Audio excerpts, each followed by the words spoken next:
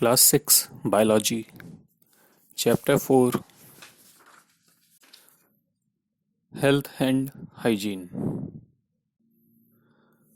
Dear students, so far we have discussed how to avoid infections and how to take care of the diseases caused by carriers. We have also discussed the definition of non-communicable diseases. Here we got through the definition of malnutrition, deficiency diseases, and we also discussed what is protein energy malnutrition,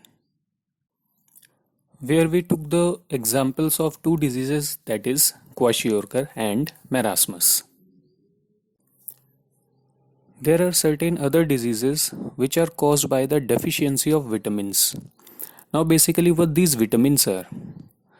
Students, vitamins are a class of compounds or chemicals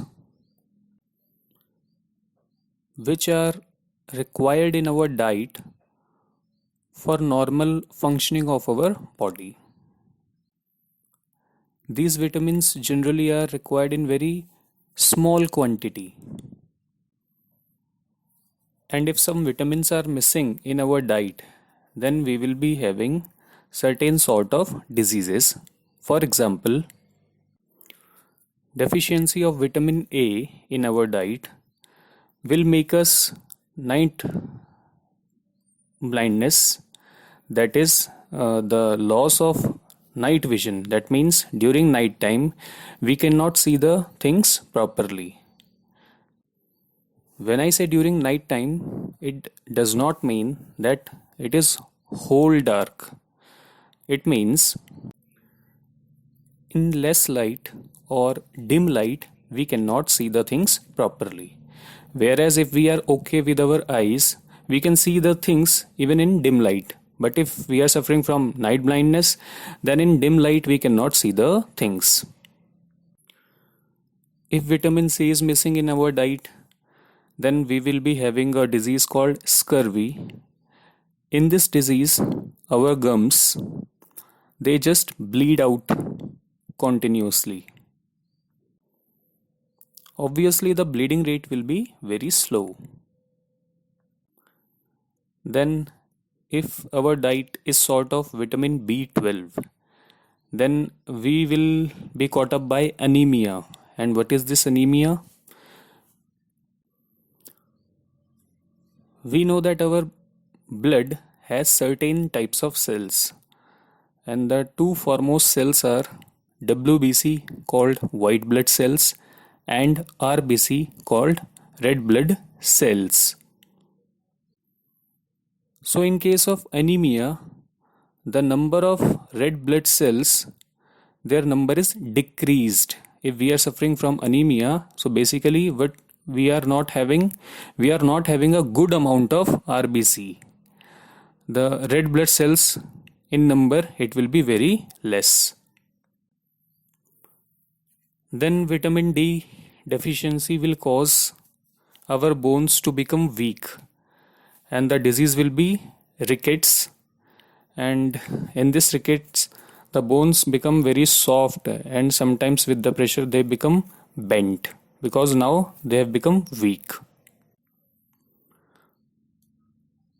Then there are certain other diseases which are caused due to the deficiency of certain minerals in our diet. Here the mineral means such as calcium, iron, iodine, fluorine, sodium and potassium.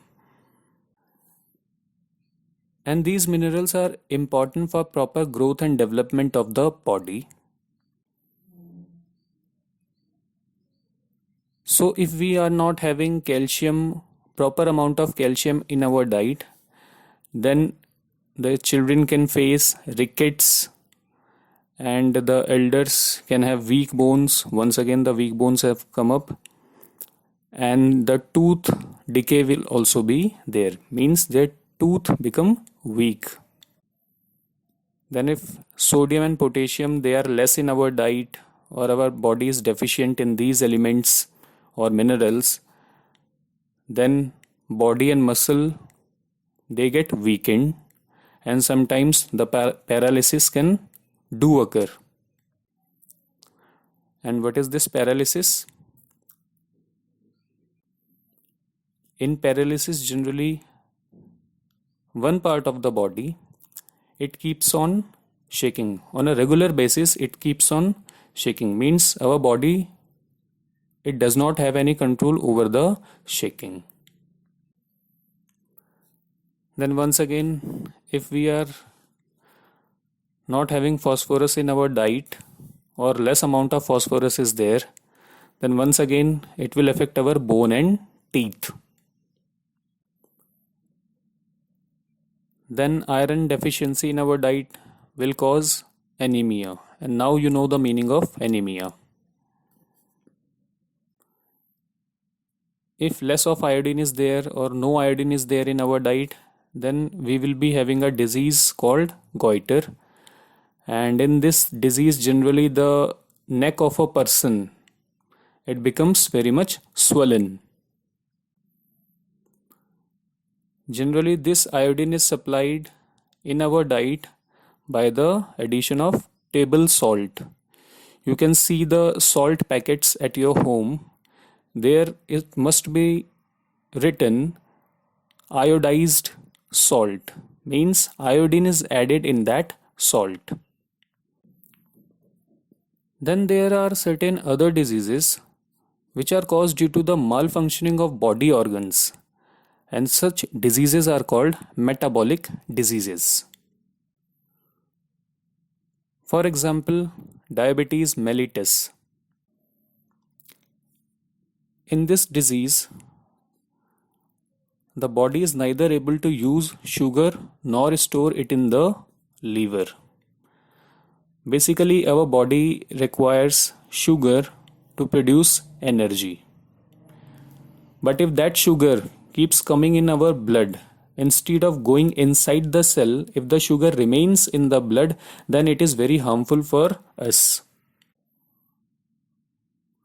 So a chemical called insulin, and it is also called a hormone. So basically insulin is a class of compound or class of chemical which is called hormone, and it controls sugar level in the blood. And this insulin is secreted by our pancreatic cells, or simply pancreas. And the special name of these pancreatic cells is islets of Langerhans.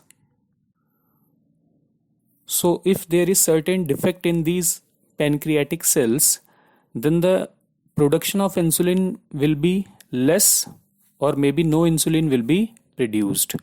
And then what will happen? The sugar level in the blood, it will get increased, and this is very dangerous situation then. So such persons are advised to take the insulin injections from outside. Obviously, because their body is not producing the insulin, so they need the insulin supply in the form of injections. The person who is suffering from this diabetes will be losing its weight. He will feel excessively thirsty, and he will become tired. He needs to go every now and then to the washroom for urination. That's all for today.